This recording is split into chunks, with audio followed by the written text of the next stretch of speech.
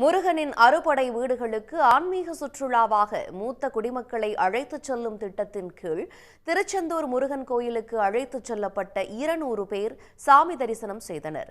இந்து சமய அறநிலையத்துறை சார்பில் முருகனின் அறுபடை வீடுகளான திருப்பரங்குன்றம், திருச்செந்தூர், பழனி, சுவாமிமலை, திருத்தணி, பழமுதிர்ச்சோலை ஆகிய கோயில்களுக்கு 60 முதல் 70 வயதிற்குட்பட்ட 200 பக்தர்கள் வீதம் 5 கட்டமாக ஆண்டிற்கு 1000 பேர் கட்டணமில்லாமல் அழைத்துச் செல்லப்படுகின்றனர்.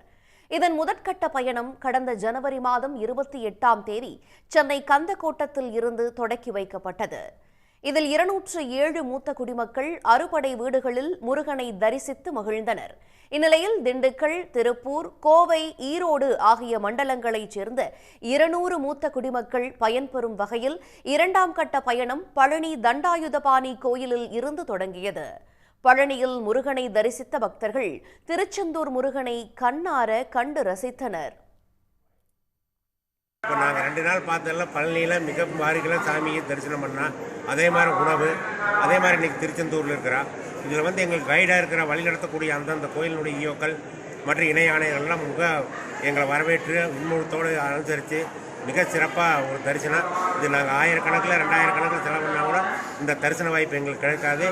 இந்த மூத்தவர்களுக்காக இந்த அரசு ஏற்பாடு செஞ்சிருக்க இந்த திட்டம் மிக வரவேற்க தகுந்த திட்டம். கோடான கோடி நன்றி. பஸ்ஸு நல்ல வசதி, சாப்பாடு நல்லா தங்க வைக்கிற இடம், சாப்பாடு எல்லாமே நல்லா செய்கிறாங்க. இன்னும் நாங்கள் இப்போ 2 கோயில்கிட்ட வந்துட்டு பழனி வந்துட்டு இப்போ திருச்செந்தூர் வந்துருக்குங்க.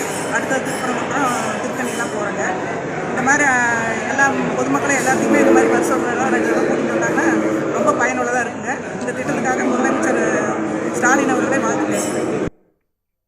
சிறப்பான திட்டத்தை செயல்படுத்தி அறுபடை வீட்டு முருகனை தரிசிக்க வைத்த தமிழ்நாடு அரசுக்கு நன்றி தெரிவித்த பக்தர்கள் தொடர்ந்து திருத்தணி, திருப்பரங்குன்றம், பழமுதிர்ச்சோலை, சுவாமிமலைக்கு செல்கின்றனர். உடனுக்குடன் செய்திகளை தெரிந்து கொள்ள சன் நியூஸ் பெல் ஐகானை கிளிக் பண்ணுங்க.